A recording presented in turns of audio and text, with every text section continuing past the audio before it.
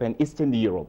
You know, since the fall of the Berlin Wall in '89 and the dissolution of the erstwhile USSR in 1991, many parts of the Soviet Union were disintegrated in 15 republics. And over the past 10 years, the EU has been westernizing most of these countries. Therefore, Russia has ceded some territory to the Westerners, but it doesn't want to cede any further political and economic traction it has over such countries. And therefore, I don't think Vladimir Putin and other leaders would let Ukraine go as easy as that. Therefore, this is saber rattling. But he said he's not yet ready to send in troops. Yeah, many people don't understand what is happening. Russia has not yet made an incursion into mainland Ukraine. They are just hovering at the frontiers of the country. Crimea is a peninsula that is close to Ukraine. But for the fact that they are exuding saber rattling, that is what we call it in intelligence circles, the use of the possibility of the use of military force to cow your opponents or adversaries.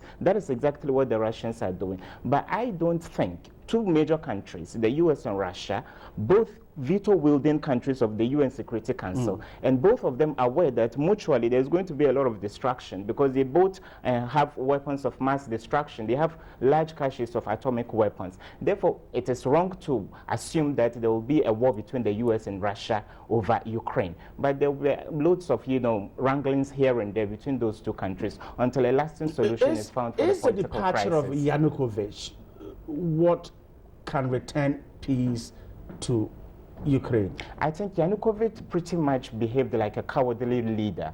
He should have braved the storm.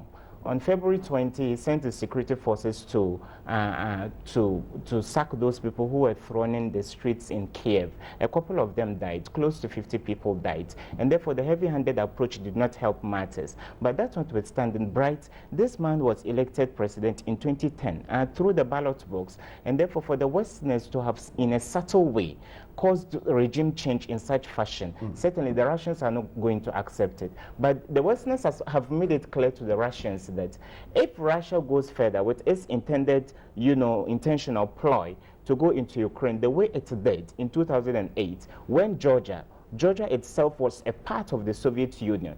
Georgia showed some hostility towards South Ossetia, but Russia wanted to exert itself, and Russia invaded Georgia. I think it is likely that there could be a repeat of that. But the Americans are warning that if Russia treads that path, then they are going to tighten the noose around them politically and diplomatically and economically.